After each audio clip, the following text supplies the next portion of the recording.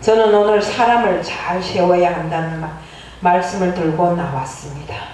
사람과 사람 사이에 뜻이 맞아야 일이 잘 되는 것처럼 하나님 일도 역시 같다고 생각합니다.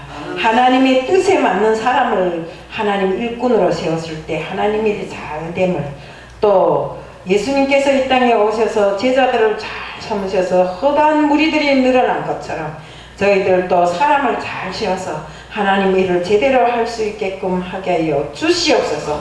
오늘 이 시간도 첫 시간부터 마지막 시간까지 지켜주실 줄 믿사오며 예수 그리스도 이름 받들어 감사하며 기도드리옵나이다. 인사가 만사라는 말이 있습니다. 어떤 조직이나 공동체든지 간에 가장 큰 그 성패의 원인은 사람에게 있어요. 사람을 잘 세워야 하는 것입니다. 사람은 잘 세우면 그 공동체가 살아나고 잘못 세우면 공동체가 파괴됩니다. 우리 그런 것들을 신뢰를 허다하게 보고 있잖아요. 제가 여기서 일일이 시간 가는데 나열하지 않아도 다 알 수 있다고 생각합니다. 사회도 그렇고 교회도 그렇고 마찬가지로 사람을 잘 세워야 되는 것입니다. 전에 저는 어떤 그 기업에 있는 CEO를 인터뷰한 적이 있습니다. 제가 기자잖아요. 그래서 기자를 앞시고 가서 인터뷰를 한 적이 있는데 그 CEO가 하는 말이 뭐인가 하면 그 기업이 잘 되려면 우선 CEO의 생각과 뜻을 잘 헤아려주는 사람으로 일꾼으로 세울 때 그 기업은 잘 된다고 이렇게 이야기를 하더라고요. 그 말이 맞는 것 같아요. 사람과 사람과의 사이가 마음이 맞아야 서로가 협력해서 선을 이루는 것처럼 우리 역시도 하나님 일 하는데 올바르고 곱고 하나님의 뜻을 잘 실천해 나가는 사람을 세워야지. 하나님 뜻에는 배돌인데 그 사람을 일꾼이라고 제안하면 하나님 일이 잘 되겠어요? 안 되는 겁니다. 그래서 제가 그 CEO의 말을 들으면서 그 말이 맞긴 맞구나 이러고 왔던 적이 있습니다. 성경에도 보면 예수님은 베드로와 요한, 야고보를 제자로 삼으셨어요. 그들이 바로 예수님께서 가장 핵심적인 그 세운 제자들 가운데 가장 핵심적인 제자였어요. 정말 우리가 오늘 그 제가 전하려고 하는 말씀은 사람을 잘 세워야 한다. 그 말씀인데 예수님께서도 사람을 잘 세웠다고 생각했는데 나중에 예수님이 십자가에 달렸을 때 어땠습니까? 다 달아나 버렸잖아요. 그토록 사람은 이기에 따라서 추구하고 모든 것을 자기 생각대로 움직이면 이렇게 되는 것입니다. 그래서 오늘 말씀은 예루살렘 교회에서 당시 어려운 사람들이 많았어요. 그래갖고 그 예루살렘 교회는 그 어려운 사람들을 돕는 일을 엄청스레 많이 했어요.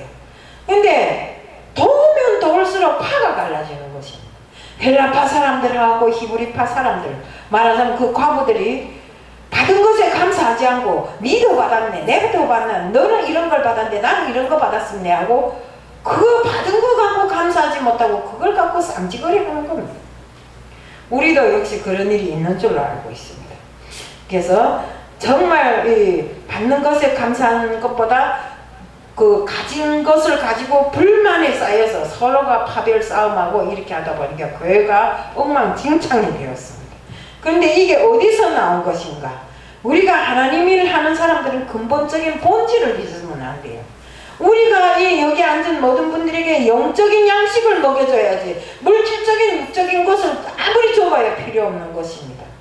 물론 물질도 필요하고 육으로 우리가 사는 조건에서 육적인 모든 것도 필요합니다. 그렇지만 우선 중요하게는 우리가 이 자리에 모든 것을 전폐하고 오늘 이 자리에 하루를 할애하는 것은 우리가 하나님을 알기 위해서 하나님 일을 하기 위해서 내가 하나님 앞에 서기 위해서 왔잖아요. 그럼 그 사람들에게 전해야 될 게 뭐입니까? 영적인 양식을 전해야 됩니다. 근데 영적인 양식은 전하지 않고 육적으로 필요한 것만 갖다 주고 이것으로서 만족하게 하려고 하니까 서로가 싸움이 생기는 것입니다. 그들이 머리에는 오직 내가 너보다 더 많이, 내가 너보다 더 좋은 거 이런 생각만 하다 보니까 파벌 싸움이 생기더라 이겁니다. 우리 정말 이런 일을 하는 사람들은 그래서 사람을 제대로 잘 세우라고 한 것입니다. 일을 하는 사람들은 우선 이 하나님 일은 하나님의 뜻에 맞는 부합된 이런 삶을 사람들에게 전해야 되는 것입니다. 하나님은 자기 백성들의 추를 맞을 수 있는 이런 추수할 일꾼들을 종들로 세우셨습니다. 그러므로 주의 종들은 하나님의 동역자로서 천국 복음 곧 하나님의 말씀을 가르쳐야 될 이런 의무가 있음에도 불구하고 그렇게 하지 못하고 우선은 물질 만능주의에 빠져서 사람들에게 육적인 욕망을 채워주려고 했기 때문에 일이 잘못됐던 것입니다. 우리는 오직 주의 종은 기도하는 것, 말씀을 전하는 것, 이걸 놓치면 안 됩니다. 구제하고 선교하는 일도 아주 중요한 일입니다. 어려운 사람에게 밥 한 끼 못 먹는 사람에게 밥을 먹여주는 것도 중요한 것이고, 옷이 없어서 떨어진 옷을 입은 사람에게 옷을 주는 것도 중요합니다.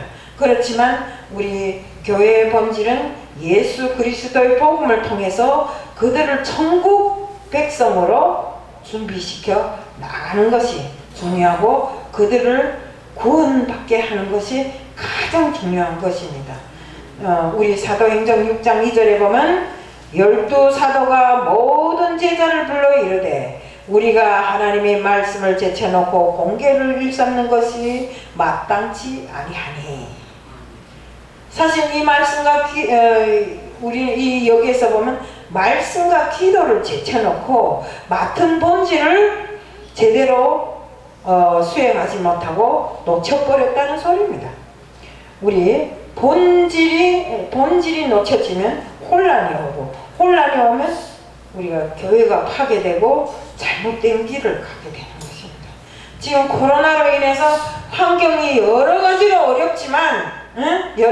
어렵지만 바로 그럼에도 불구하고 우리가 정말 빼놓을 수 없는 것이, 무조건 해야 하는 것이 하나님의 은혜를 고백해야 되고 하나님의 말씀을 전해야 됩니다. 코로나가 아니라 코로나보다 더한 할아버지가 온다 해도 우리는 말씀 전하는 일을 게을리하면 안 돼요. 기도하는 일을 게을리하면 안 돼요. 우리가 주님께서는 새벽 미명에 일어나서 정말 조용한 곳에 가서 늘상 기도하셨다고 하셨어요. 우리 기도를 뭐이라니까 호흡과 같다 했잖아요. 예수님과 소통하는 길이라고 했잖아요. 이 호흡이 멎으면, 사람이 호흡이 멎으면 어떻게 됩니까? 죽잖아요. 그것처럼 우리가 우리 생활에서 예수님과 우리 하나님과 소통하는 길이 막히고 호흡이 끊어지면 죽는 것처럼 기도가 끊어지면 죽게 되어 있는 것입니다. 우리 영적 생명은 완전히 죽게 되어 있는 것입니다. 보석은 진흙탕 속에 묻혀 있어도 반짝거립니다. 역시 주님을 믿는 사람들이 그 거룩한 마음은 아무리 이 세상이 혼탁해도 그 속에 보석처럼 빛난다 이겁니다. 우리가 금이 세계 통화기금으로 되는 것은 금이 자기 성질을 잊지 않고 항상 반짝거리고 빛나기 때문에 우리 세계 통화기금으로서 금을 사용하잖아요. 우리 금에 대해서는 아마 우리 여기 임 장로님이 더 잘 알고 있습니다. 그래서 금처럼 우리는 변하지 않는 이런 성질을 가져야 됩니다. 예수 그리스도가 진리고 그 말씀이 우리는 진리입니다. 근데 예루살렘 교회는 구제하는 일을 가장 중요하게 생각하고 어려운 사람을 구제하는 데만 신경 썼지 말씀을 전하는 일, 기도하는 일을 중요하게 여기지 않았기 때문에 결국 어떻게 됐습니까? 서로 분쟁을 일으키는 이런 일들이 있었지만 다행히도 그 속에 온전한 사도들이 있어가지고 이것을 빨리 회복하고 돌이키는 일을 했기 때문에 정말 다시 자기 원위치로 돌아오는 이런 역사를 가져왔습니다. 교회의 본질은 사나 죽으나 말씀을 전하는 일입니다. 그런데 정말 우리도 지금 보면 그런 게 있어요. 어떤 교회에 가면, 큰 교회에 가면 돈을 받으면서 밥을 먹게 해도 사람들이 바글바글한데, 조그만 교회는 없는 돈에 뭘 싸서 맛있는 거 다 해다 줘도 사람들이 잘 안 오는, 이게 왜 그럴까요? 결국 보면 그 속에 말씀이 부족하고 그 속에 우리 준비된 기도가 부족하기 때문에 사람들이 그 기도와 말씀을 쫓아서 있는 대로 간다 이겁니다. 그래서 우리는 정말 말씀 전하는 일을 게을리하면 안 된다. 사도행전 6장 4절에 우리는 기도하는 것과 말씀 전하는 것을 전무하리라 하니 아멘. 기도가 살아있어야 심령이 살고 심령이 살아야 교회가 살아난다. 아멘. 마가복음 1장 35절에 새벽 오히려 미명에 예수께서 일어나 나가 한적한 곳으로 가사 거기도 기도를 하시더니 십자가를 앞에 두고 겟세마네 동상에 올라서 예수님께서는 정말 머리를 땅에 박으시고 바위 땅에 박으시고 정말 이 이마에서 피가 흐르도록 기도를 하셨어요. 우리는 이렇게 정말 하는 사람이 별반 있는 것 같지를 않아요. 이렇게 우리는 기도를 정말 살아 숨쉬는 것처럼 이렇게 해야 된다는 것입니다. 귀신에 들려 말 못하는 아들을 데리고 예수님께로 나와서 그 제자들에게 이 우리 아들을 좀 살려달라고 이렇게 했어요. 그러니까 제자들이 그 아이에게서 귀신을 못 빼냈어요. 못 물려쳤어요. 그러니까 예수님께서 무엇이라 했는가 하면 믿음이 없는 세대요. 믿음이 없는 세대요. 내가 얼마나 너희와 함께 있으며 얼마나 참아야 하는가 하면서 탄식했어요. 그러시면서 그 아이에게서 귀신을 쫓아주신 것입니다. 예수님도 평생 기도하며 살았는데 예수님이 아닌 예수를 따르겠다는 우리들이 기도 안 하면 어떻게 되겠어요? 우리는 기도하는 삶을 평생 그 기도하는 삶으로 바꿔서 살아야 됩니다. 아침에 일어나면 기도해야 되고 낮에 일 있으면 기도해야 되고 앉으나 서나 걸으나 기도해야 됩니다. 기도만이 우리가 살 길이라는 것을 알아야 됩니다. 기도할 때 이렇게 기도할 때 우리에게는 반드시 역사가 일어납니다. 우리가 귀신이 쫓겨나가고 또 기도할 때 하늘 보좌가 움직여서 우리가 바라고 원하는 그 모든 것들이 이루어지는 역사가 일어난다 이겁니다. 저는 언젠가 이런 책을 봤어요. 목사님 설교가 신선해졌어요 하는 책을 봤는데 그 책에 보니까 이런 것들이 있더라고요. 어떤 젊은 목사가 목에 안수를 받고 정말 굳은 결심을 하고 교회를 세웠는데 그 교회에 왔던 모든 성도들이 처음에는 이 목사가 열정에 넘쳐서 밤이고 낮이고 뛰어다니며 성도들이 집에 무슨 일이 났다면 수도가 터졌어야 하면 수도 막아주고 전기가 나갔어야 하면 전기를 고쳐주고 뭐가 부족해야 하면 뭐를 해주고 그랬는데 어느 날부터인가 성도들이 점점 떨어져 나갔어요. 교회가 시들시들하게 되고 성도들이 떨어져 나가니까 갑자기 이 목사님이 정말 주눅이 들어갖고 스승을 찾아가서 나 이제부터 목회를 포기하려고 하는데 목사님 어떻게 할까요? 하니까 그 목사님이 하시는 소리가 성도들이 집을 찾아다니며 수도를 막아주는 일보다도 중요한 것이 말씀이고 기도다. 그러니까 이제부터 기도하기에 힘쓰고 말씀 전하기에 힘쓰라. 이래서 이 사람이 그때부터 말씀을 쫓아가며 보고 또 보고 밤을 새면서 설교 준비를 하고 이렇게 해서 말씀을 전했어요.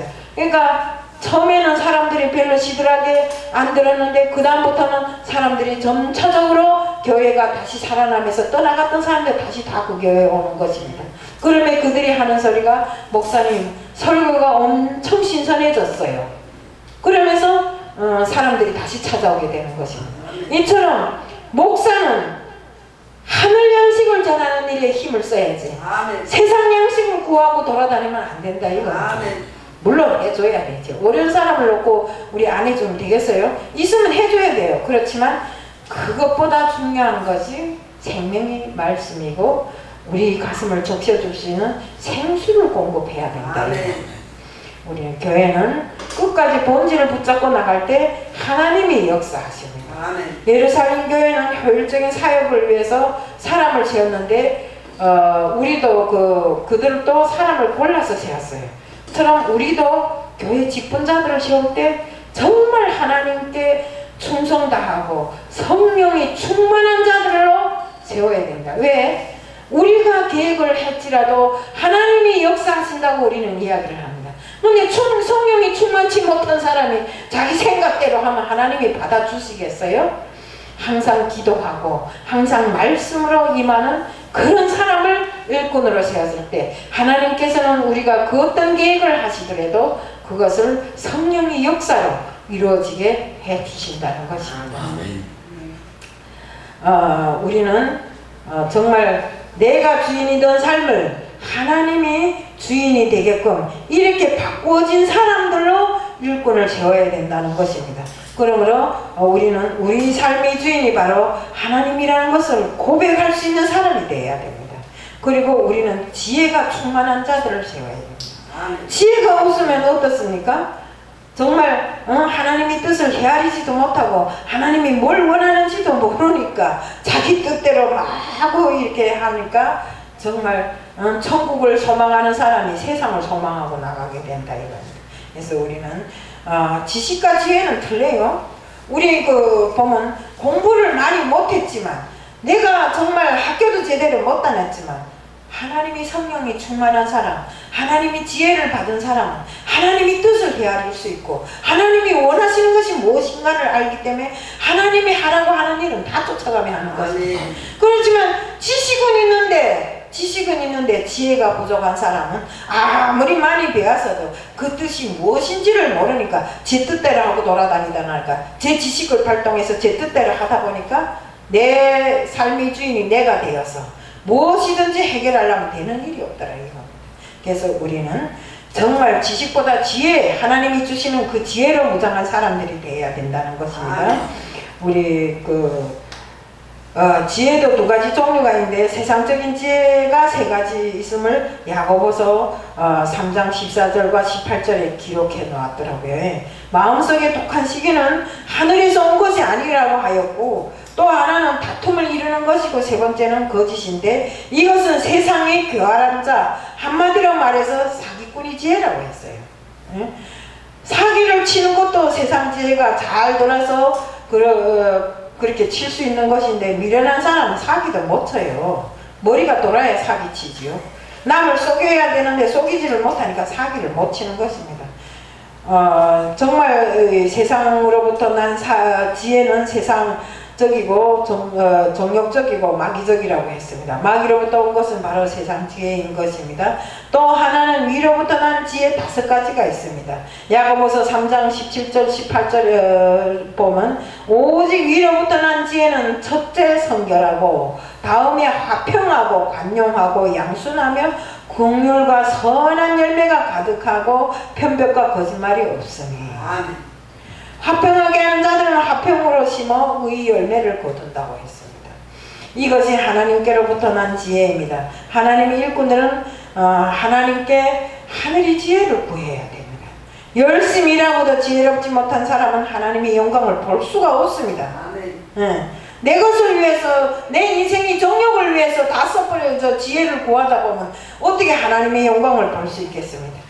그렇기 때문에 우리는 하나님이 우리에게 주시는 하늘나라의 지혜를 가지고 세상을 살아도 그 지혜로서 내 삶을 살 때 하나님께서는 그 지혜에 합당한 그 모든 것을 다 해결해 준다 이겁니다. 그리고 우리 하나님의 일꾼으로 세울 때는 칭찬을 듣는 사람을 세워야 됩니다. 우선은 또 믿는 자를 세워야 됩니다.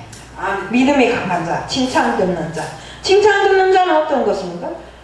하나님이 그 일을 잘할 때 우리는 칭찬하잖아요. 저 사람 진짜 예수 믿는 사람 맞아. 이런 칭찬을 하지 않아요? 우리가 하나님과의 관계가 수직이라면 사람들과의 인간관계는 수평입니다. 그런데 우리가 일꾼으로서 설 때는 물론 하나님이 그 관계에서 칭찬 듣는 사람이기도 하지만 세상 사람들이 칭찬도 들어야 된다. 우리가 세상에 살잖아요. 지금 하늘나라에 사는 것이 아니고 세상에 삽니다. 그렇기 때문에 우리 세상 사람들에게도 선한 사람이라는 이런 칭찬을 들으면서 정말 저 사람만이 지도자로서 내세우면 잘할 것이다 이런 칭찬을 받는 사람을 일꾼으로 세울 때 다른 사람들이 많다 이겁니다. 그 사람에게 또 하늘의 지혜도 있을 것이고 또 하나님이 그에게 주는 사랑이 넘치는 그런 인간일 것이 아닙니까? 그러다 보면 정말 하나님이 원하는 대로 정말 그 일꾼은 하나님이 일꾼으로서 자기 사명을 다할 수 있는 것입니다. 우리는 세상의 빛이요 소금이기를 바라시는 하나님의 뜻대로 정말 우리 그 일꾼을 세울 때도 온전히 세워야지. 그렇지 못하면 소금과 빛이 자기 빛을 잃으면, 자기 사명을 잃으면 뭐라 했습니까? 바깥에 던져지고 사람들에게 밟혀서 없어진다고 했어요.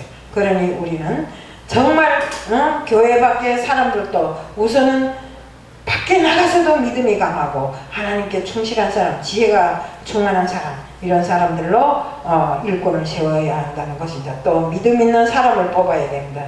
하나님의 일은 믿음으로 하는 일이니까 믿음 있는 사람을 뽑지 않으면 정말 세상 것이 되어버리고, 항상 그 믿음으로 충만한 사람, 성령이 충만한 사람이라야 그가 하는 일이 하나님께 연락되고 하나님이 대신 일해줄 수 있는 것입니다. 우리는 믿음으로 해보자 하고 믿음으로 밀고 나갈 때 하나님의 역사가 일어나는 것입니다. 우리가 지금 어떻습니까? 코로나로 인해서 사방이 가로막혔어요. 그렇지만 우리는 믿는 사람들은 예배를 드리지 말라 해요. 그래도 우리가 하나님 앞에 예배를 안 드리면 어떡합니까? 그렇기 때문에 우리는 믿음으로 우선은 하나님이 보호해 주실 것이다, 하나님이 지켜주실 것이다 생각하고 이렇게 예배를 드리잖아요. 결국 하나님이 지켜주셔서 하다못해 10명이라도 예배를 드리라는 정부의 명령이 내려왔잖아요. 이게 얼마나 대단한 것입니까? 이렇게 믿음이 강할 때 하나님은 그 믿음의 소리를 들으시고 그것을 하나님이 역사해 주신다는 것입니다.